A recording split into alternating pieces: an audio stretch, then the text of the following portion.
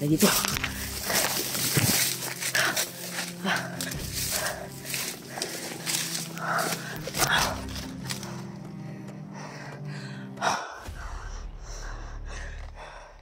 Marami sila. Ito sila. Ito sila to. Ito na yung napalit mata sila. Hindi nila ako nakita kung saan ako tumakbo.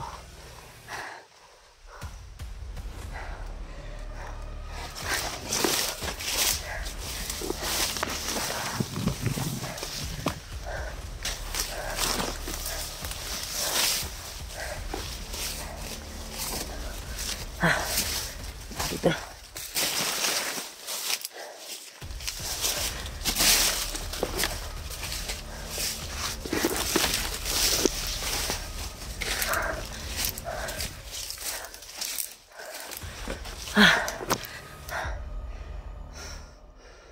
Grabe.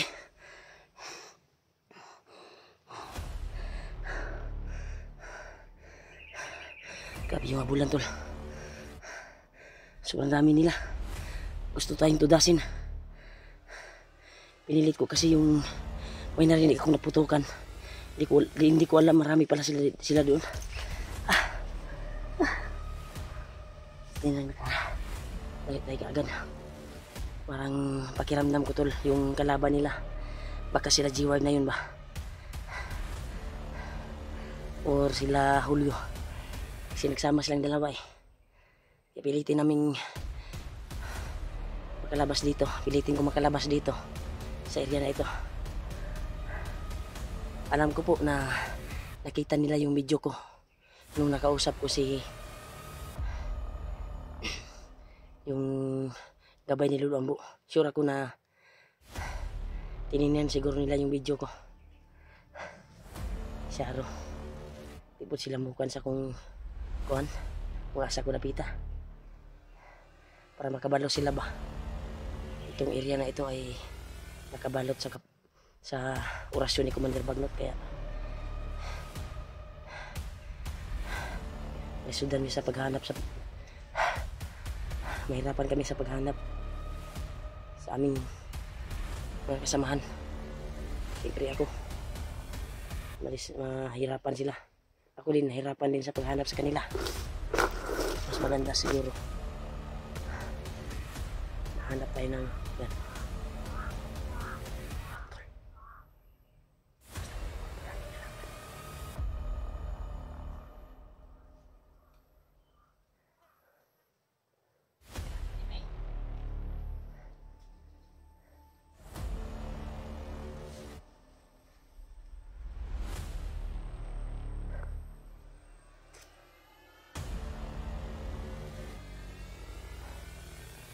Sobrang kuhan ko talaga tol.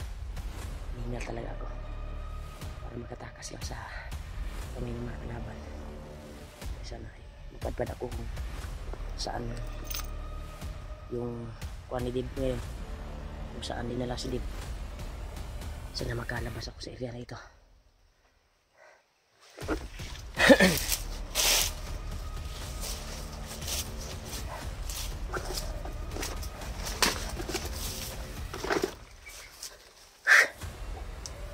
Yung ano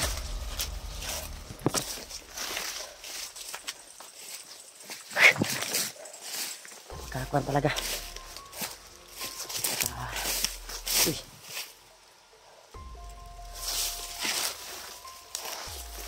Hindi kaya mga kasamahan ko dito tol ay nagluluto.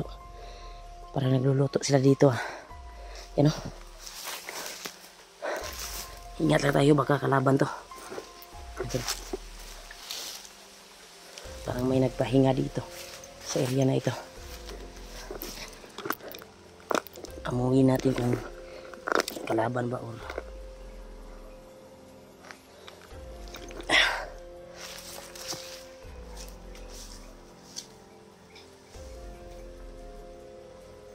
ito.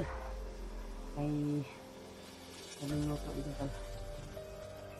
Samahan ko nagluluto dito para sila G-Ward.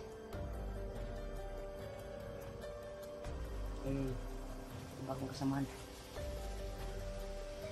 Hindi kaya Palido na nagpapahinga dito.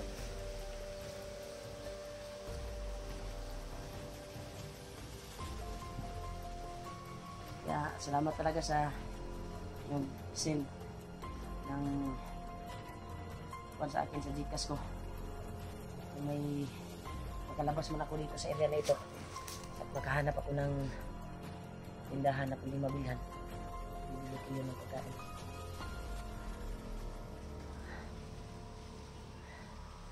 So much talaga nabigay, abot ng pagbili ng pagkain. Hindi pa tayo dito makahanap ng tindahan kasi itong area na ito ay binalot sa pangyarihan ko Manilbagnot. Sana ay makalabas tayo dito sa area na ito, makahanap tayo ng tindahan na pwedeng mabilhan, magbigay sa atin ng pang-bili ng pagkain. So mas talaga may laman yung Gcash ko.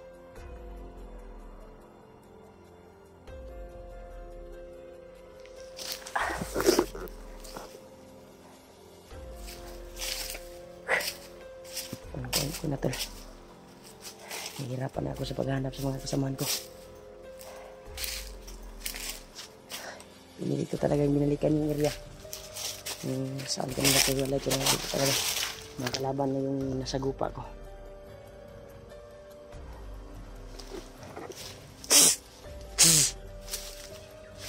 Grabe paghanap talaga sa bawat isa sa amin. Sana makita kami. Umiba na talaga yung boses ko tol sa siguro sa ilang araw pagod at ilang pahinga. Kaya relax muna tayo dito. Ingat tayo masin talaga sa bawat pinaglilaksan dahil nangyari na sa akin kaninang umaga. Muntik na akong nahuli. Bansar po kayo ko tol.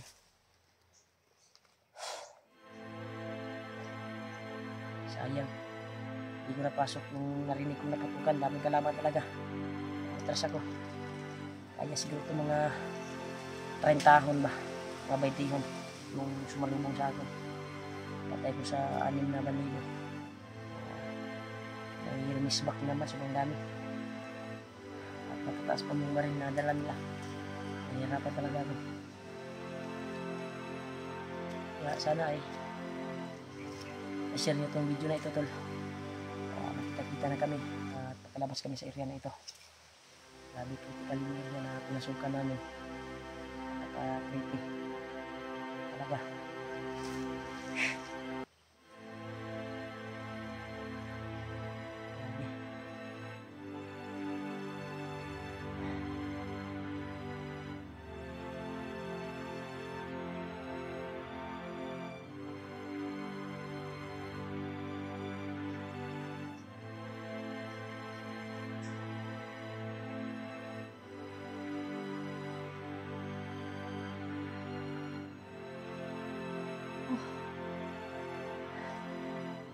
Hindi tayo makatulog tol.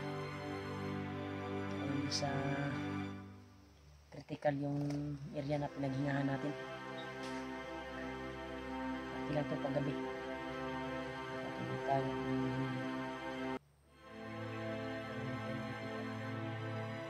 Alaman mo dito ay daming lamok.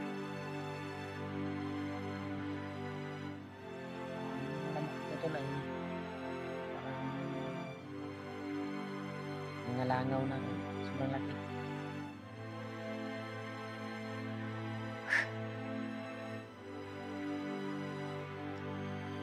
Ay naman tayo sa glito no. Sabi talaga ako lalakbay. Hindi ako natuluyan sa paghinga ay ng umaga. Ay muntik na ako nahuli ng mga bandido. Buti lang dumating yung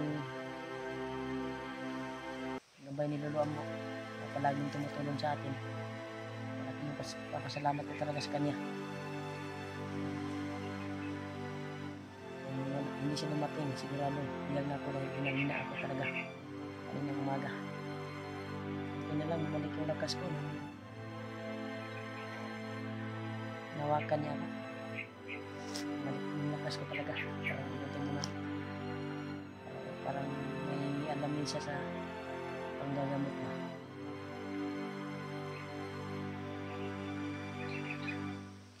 Isa din pala siyang kwantol. Bandido dati. Katauhan Manerbagno. Siya yung naligtas kay Lolo Amo. Makatakas. Tinulungan niya makalayo. Bigyan siya ng misyon. Umusin lahat ng mga bandido dito sa lubat. Yung papasalamat natin dahil ginawa siyang gabay ng mga Amo para itugis sa mga bandido ito sa area na ito, ibang area. Tingin ko to dahil nandito siya sa paligid ko lang, namasig sa akin.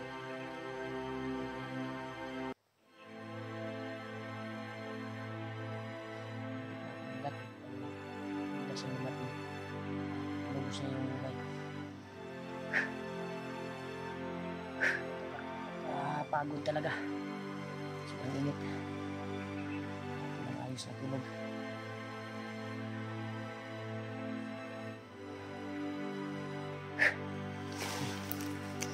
Matinit ka tagal dito tol. Lakad tayo.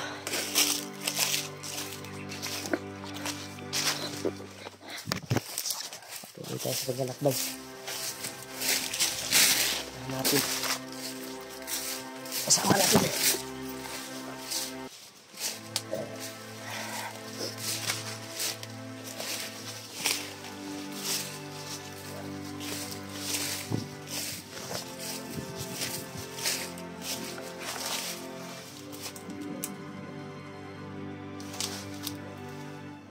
Parang may aso ito.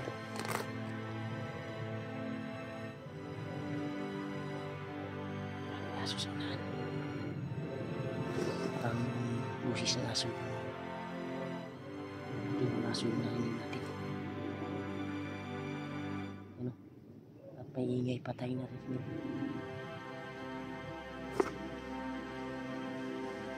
Sabi. Nasabot. Delikado talaga ako kapag nag-iisa ka tol. Ang hirap. Ano lang makatulong sa'yo kapag kuwan ka nila, matrap ka nila. Kaya sa susunod kung magkita na kami, pagbutihan namin na hindi kami magkahiwalay-hiwalay dahil delikado.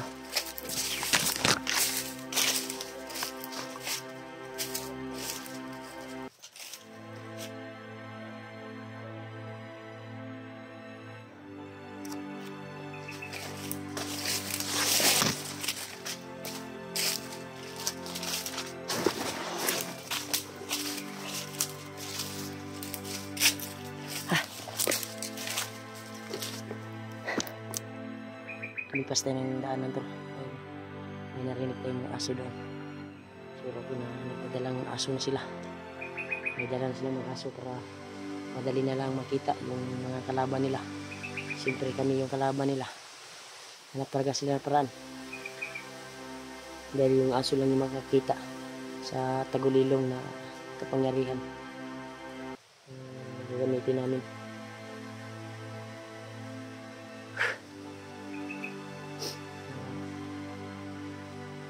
Nagpapasalamat talaga ako kay Lolo Ambo na nagbigay siya sa amin ng ganitong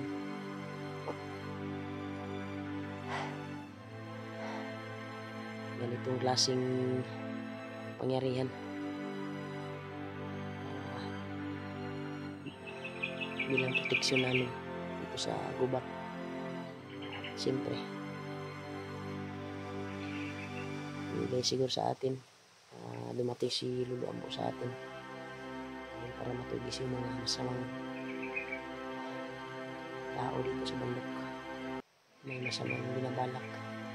Dahil yung mga tauhan ni Commander Bangmatog ay sila yung may gawa sa bayan. Yung hold up sa bangko. At yung wala na yung mga bata. Sila yung krimen. Sila yung suspect talaga. Lahat yung mga pangyayari doon sa hindi sa layo sa atin. Nangyari sa labas sa bundok doon sa bayan, Karnat, Tawat, sila yung gumagawa ng mga krimen na yan. So, kailangan tugisin natin kahit hindi pa makyat yung mga kapulisan dito at mga kasandaluhan. Unahan natin sila.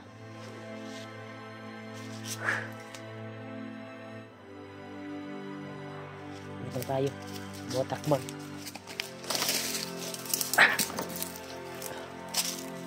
Talaga.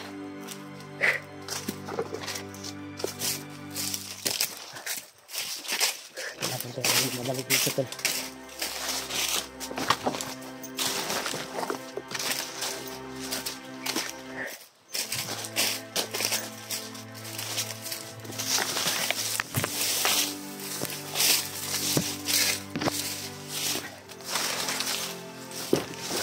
Hindi ka anong dito. Nakakasukan talaga.